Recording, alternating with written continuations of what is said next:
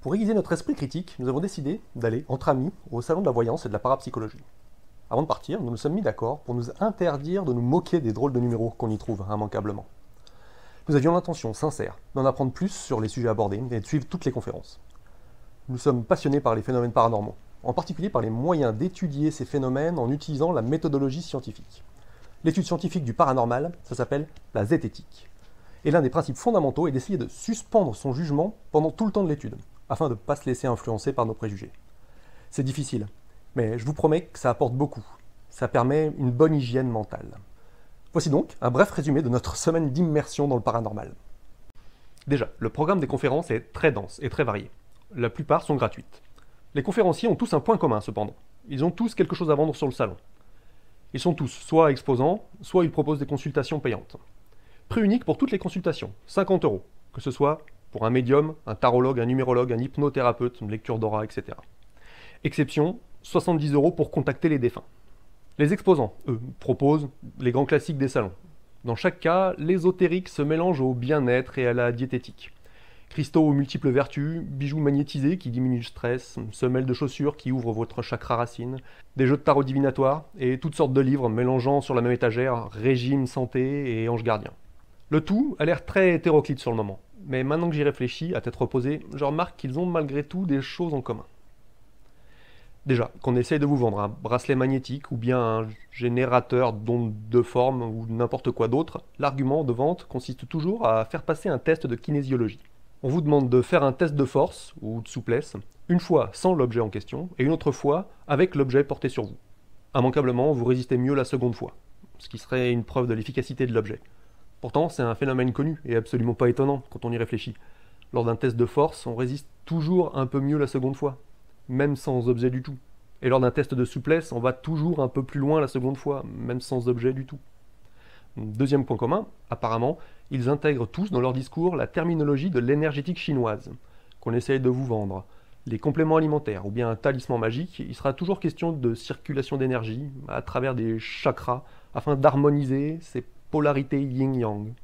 Étrangement, même lorsqu'il s'agit du pouvoir des menorahs de la Kabbale juive, les énergies chinoises yin-yang sont toujours un argument de vente. Mais tout ça, ça relève du domaine de la croyance. Chacun est libre de croire ce qu'il veut. J'ai absolument rien à redire à cela. Je me permettrai d'être critique que sur les affirmations qui ne sont pas du domaine de la croyance, mais sur celui de la connaissance. Si quelqu'un fait une affirmation d'ordre scientifique, c'est-à-dire vérifiable, il se doit d'étayer son affirmation par des preuves, c'est-à-dire des études publiées. Pas besoin d'être publié dans Nature ou Science, ça peut être dans n'importe quel magazine de parapsychologie, avec un comité de lecture. Et le protocole doit être détaillé, pour être revu par les pairs, c'est-à-dire de donner l'opportunité aux autres parapsychologues de répliquer l'expérience de leur côté. La validité de l'affirmation sera alors évaluée à l'aune des réplications. La plupart des conférenciers que nous avons eu l'occasion de voir n'ont rien à se justifier. Par exemple, l'initiation à la tarologie indigo consistait simplement à mettre un jeu de tarot sur chaque table et à demander aux novices de tirer 3 cartes et de dire ce que les illustrations leur inspiraient. Aucune mancie là-dedans, juste une partie de Dixit, pour ceux qui connaissent ce jeu de plateau. La conférence sur le pouvoir des cristaux, elle, affirme que la pierre de Dystème a le pouvoir de guérir le cancer de l'épiderme. Sa source, un traité de saint Hildegarde, martyr du XIIe siècle, docteur de l'Église catholique, et auteur d'un ouvrage sur le pouvoir des cristaux. Bon, inutile de titiller cette brave dame. Elle s'y connaît vachement bien en cristaux, mais elle connaît pas vraiment ce que c'est qu'un épithélium, ou les détails des mécanismes physiologiques d'un cancer. Elle a des difficultés à s'exprimer, et bon, il n'y avait pas plus de 10 personnes dans la salle, dont nous. Son discours n'a rien de vraiment dangereux, surtout comparé aux conférences suivantes. Car, venons-en directement à ceux qui ont des grosses affirmations d'ordre scientifique. Cette conférencière, médium, coach de développement personnel, a rempli la salle à craquer.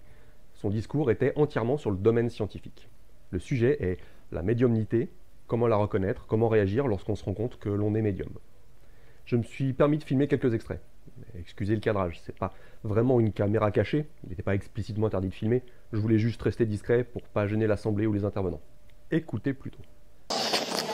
Moi, je suis partisane d'entretenir et de lui expliquer les choses, parce qu'aujourd'hui, nous avons une génération d'enfants ou d'adolescents qui sont arrivés avec une génétique évoluée, des capacités beaucoup plus pointues que nous. Moi, j'en parle en connaissance de cause, j'ai 5 enfants médiums, dont une particulièrement avancée. je les ai encouragés dans le sens que je leur ai laissé vivre ce qu'ils étaient. Jamais dit qu'ils avaient des êtres imaginaires à côté d'eux, jamais dit qu'ils étaient dingues, jamais dit qu'ils avaient besoin de concerta ou de psychologues. Leur demander comment ils le voient, comment ils le perçoivent, leur parler, la communication, les rassurer et les laisser. Souvent, ces enfants-là ont beaucoup de choses à nous apprendre. À la fin de la séance, une amie à moi, zététicienne, docteur en psychologie, et qui connaît un rayon sur les thérapies des maladies mentales, se permet de poser une question à ce sujet. Si on a des enfants qui entendent des voix ou qui voient des choses, vous préconisez de les laisser aller dans ce sens-là. Oui. Est-ce que ça veut dire que vous niez le concept de maladie mentale ou est-ce qu'au contraire vous travaillez en collaboration avec les organismes qui les prennent en charge? Je parle de schizophrénie, de paranoïa. Ouais, je me méfie de la schizophrénie. J'ai eu des cas de schizophrénie qui n'en étaient pas et d'autres qui en étaient réellement.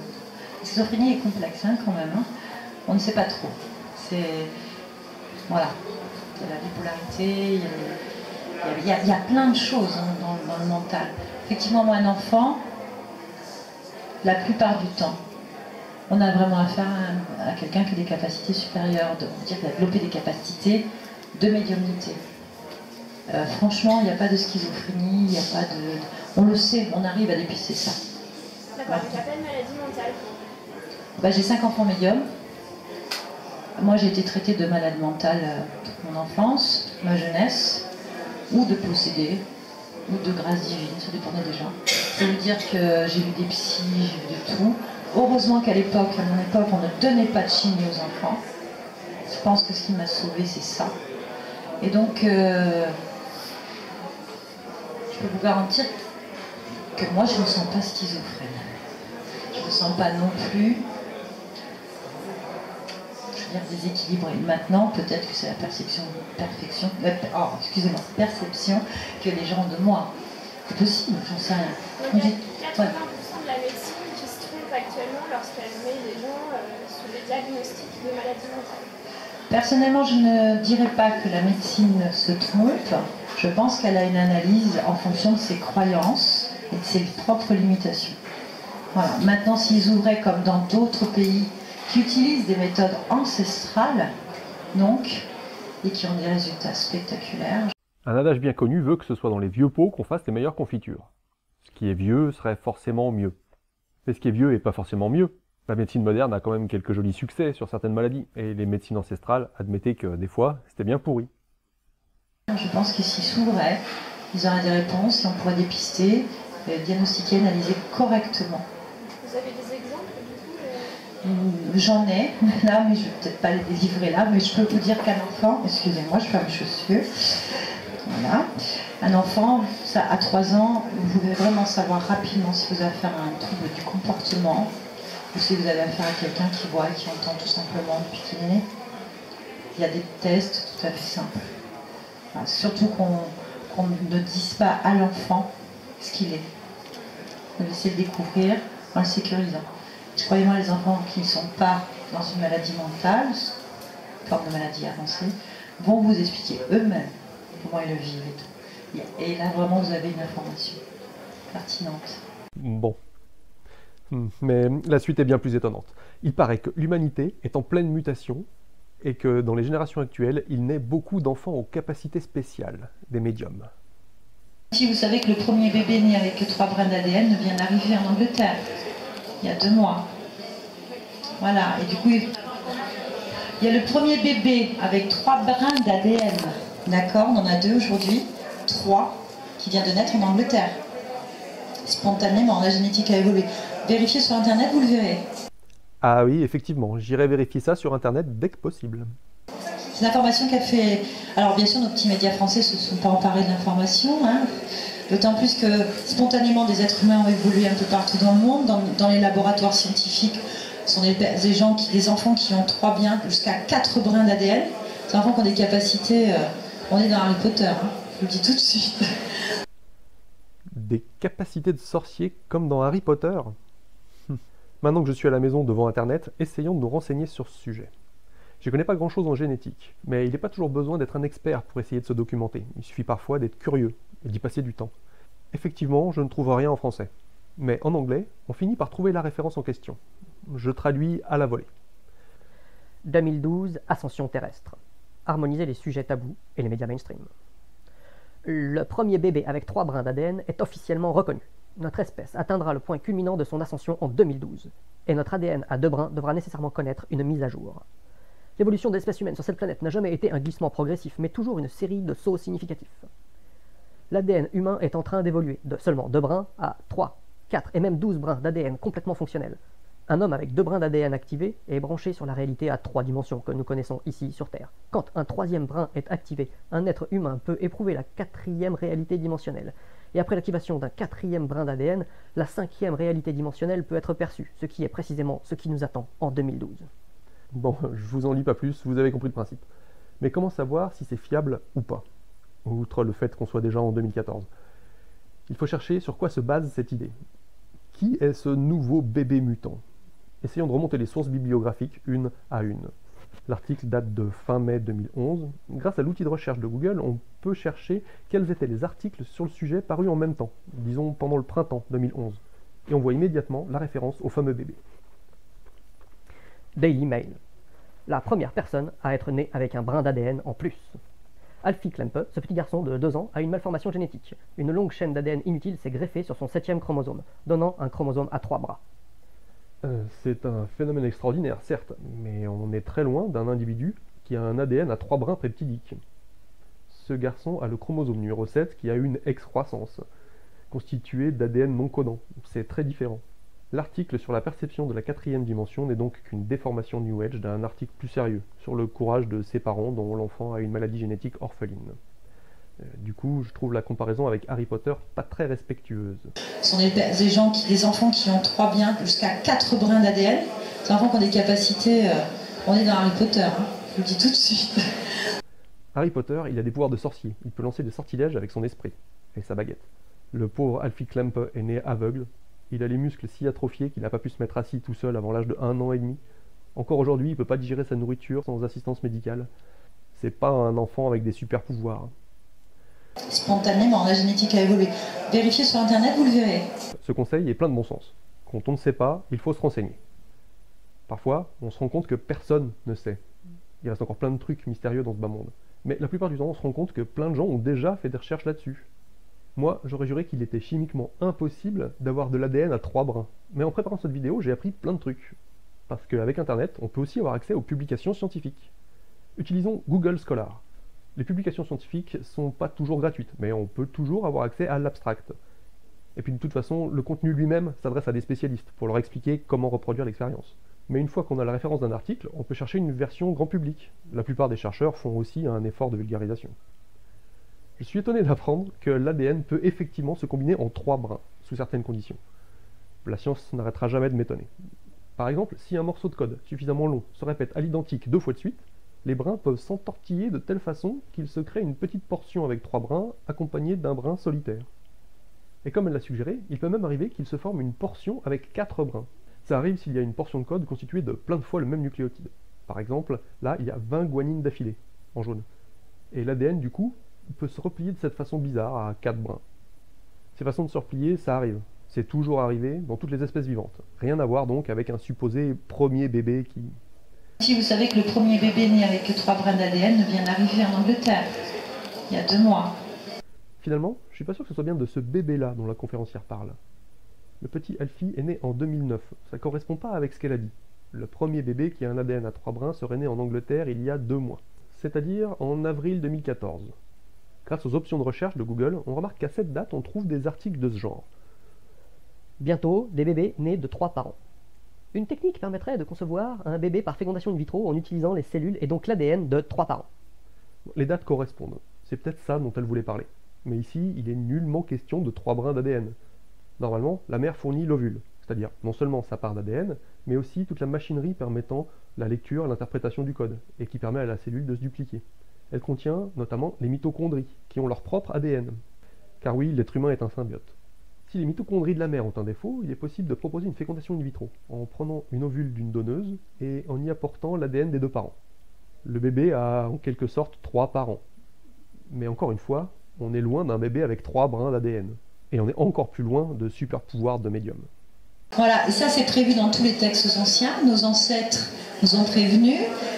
Tout le monde le sait quand on commence à faire de l'initiation, de la compréhension des fonctionnements. Quand on écoute les guides, ça fait moi plus de 20 ans qu'on entend que la génétique va évoluer pour vous permettre de vous reconnecter au chakra, chaque dimension, chaque chakra, les 12 brins d'ADN, pour que vous deveniez performant, que vous pouviez aller dans la multidimensionnalité, que vous sortiez de cette quarantaine qu'on a ici.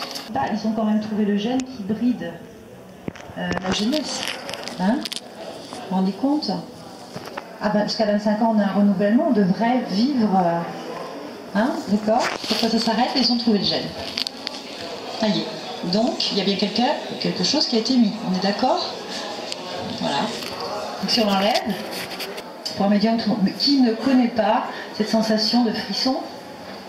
Les poils qui se dressent, la sensation de froid ou de frisson, incompréhensible de froid dans des endroits où il fait 30 degrés. La sensation qu'on vous touche sans vous toucher, hein, les frissons, l'électromagnétisme donc. Qu'est-ce que c'est? Pourquoi? La sensation qu'on vous regarde derrière, qu'on vous suit. Vous savez, l'être humain a des perceptions énormes. C'est son mental qui fait qu'il ne les décode pas correctement. Vous avez des outils extraordinaires. Et souvent quand je leur dis pourquoi tu as un frisson, la personne me répond je sens quelqu'un. Non mais je rêve, c'est pas grave, fais pas attention. La première réponse est la bonne. La première impression est la bonne. Vous avez déjà entendu ça? La première impression est la bonne. Combien de fois on s'est dit j'aurais dû m'écouter? Je le savais. Si vous faites attention à votre première intuition, votre première idée tout de suite, et que vous travaillez dessus, que vous apprenez à aller dedans, vous l'entendrez tout le temps, l'écoute va s'élargir et votre instinct ne vous trompera jamais. C'est le mental qui après vous fait faire d'autres expériences. Votre intuition et votre survie. Actuellement, les dimensions sont très proches, hein, très très proches. L'accélération temporelle, hein, vous avez dû en entendre parler, on vous dit beaucoup, le temps se raccourcit. Qu'est-ce que ça va vite? On est bientôt à Noël. C'est normal, mais on a des vies trépidantes, on vous répond. Parce que par rapport à nos ancêtres, on fait tellement de choses, gagner du temps. On a des journées de soi-disant de 24 heures. Mais sachez que les pygmées, qui n'ont pas changé de modification, rien changé depuis 10 000 ans, et je suis juste, vous disent que les journées sont de 16 heures. Les scientifiques vous disent que les journées sont de 16 heures. C'est pas une question que vous avez une vie différente, c'est que nous avons un calendrier solaire, qu'avant on était sur le calendrier lunaire, et que si vous êtes sur le solaire, vous ne savez pas que le temps s'accélère. Je vous conseille d'aller vérifier par là, vous allez découvrir des choses. Mais oui, on va vérifier. Plus le temps s'accélère, plus les dimensions se rejoignent, et plus on entend des choses. Plus des personnes ont des sifflements, des vertiges, des sensations particulières. Hein, et de plus en plus, les gens disent, je te dis, j'ai vu un fantôme, j'ai vu un truc, c'est passé ça, genre, attends, j'ai fait un déjà vu, tu sais, j'ai vécu toute la scène, mais je l'ai rêvé, je sais plus. Vous avez plein de choses comme ça. J'ai eu une intuition, c'est arrivé un rêve prémonitoire, j'ai eu des sensations, j'ai vécu des choses. Tout le monde en ce moment a une petite histoire à raconter, moi j'entends que ça, mais je ne peux pas l'expliquer. Vous avez d'autres questions? Oui, madame. Alors on parle beaucoup que maintenant les journées sont de 16 heures. Vous venez d'en parler. Oui. Pourriez-vous développer? Parce qu'on ne se rend pas compte, nous, que ça fait une journée de 16 heures. Alors, on est dans le cerveau gauche. Je ne vais pas développer ça dans cette conférence. Je vous ai donné une information, je vous explique, c'est pas sur la médiumnité. C'était pour vous parler d'actuellement. Le temps est en train de s'accélérer depuis un moment. Que scientifiquement, on vous explique les choses mieux que moi. On peut accéder à cette information et que vous pouvez comprendre pourquoi les dimensions... sont proches et pourquoi on peut vivre des choses, voir des choses, développer des perceptions qu'on n'avait peut-être pas avant ou fait attention. Voilà. Mais je conseille à tout le monde d'aller voir ça, c'est fascinant. Et d'aller voir pourquoi on est sur le calendrier solaire et qu'on n'est plus sur le calendrier lunaire. Depuis, donc on avait un calendrier julien et on est sur le grégorien. Hein? Et réfléchissez un petit peu, grégorien, Grégory, les égrégores. Ça donnait les égrégores. D'accord? Donc, quand on commence à fouiller là-dedans, on découvre plein de choses. Je vous conseille vivement d'aller voir. C'est fascinant de voir comment on peut changer, manipuler la réalité, la perception des gens pour qu'ils restent dans un sens. C'est pas pour rien que les choses sont faites. Passons sur ces insinuations complotistes. Et essayons encore une fois d'appliquer les recommandations de la zététique. Renseignons-nous sur cette accélération de l'écoulement du temps. On trouve immédiatement de nombreux sites New Age, avec les mêmes blocs de texte copiés les uns des autres. Waouh, il pique les yeux celui-là. Au milieu du sempiternel discours sur les chakras, ils citent tous les travaux d'un certain Schumann, physicien allemand des années 50, découvreur de la fréquence de résonance de Gaïa, le battement de cœur de la Terre. Notre Terre est en train d'effectuer une ascension vers sa fréquence de résonance, c'est-à-dire sa fréquence vibratoire essentielle. Les scientifiques la connaissent sous le nom de résonance de Schumann. La résonance de Schumann est considérée par les géophysiciens comme le battement de cœur de la Terre.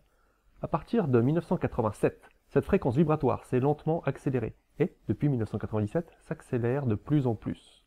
Alors que pendant des milliers d'années, la résonance était de 7,8 Hz, elle a atteint aujourd'hui une valeur record de 12,9 Hz.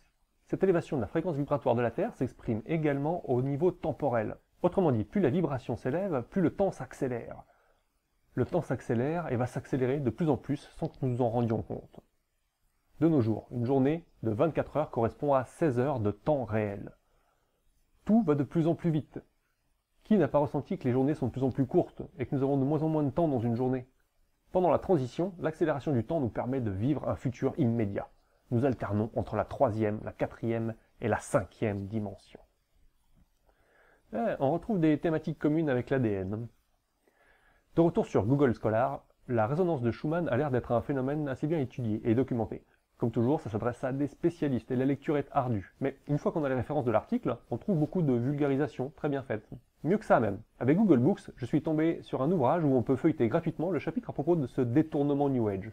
Il propose une analyse zététique d'une très bonne qualité. Dans un ouvrage sorti en 1997, Greg Braden nous l'affirme, la résonance de la Terre, résonance de Schumann, était de 7,8 Hz depuis des milliers d'années. Depuis 1980, insensiblement, puis de plus en plus vite, depuis 1997, cette mesure est arrivée à la hauteur de 12 Hz, ce qui fait que 24 heures de nos jours correspondent maintenant à seulement 16 heures réelles. La résonance de Schumann existe bel et bien. Il s'agit d'une onde radioélectrique qui se propage dans la cavité qui se trouve entre la surface du sol et la ionosphère. Elle se nourrit de l'activité électrique des orages. Ce phénomène naturel et permanent a été mis en évidence par le professeur Schumann de l'université de Munich au début des années 50. Il a effectivement établi que cette onde se maintient constamment autour de 7,8 Hz.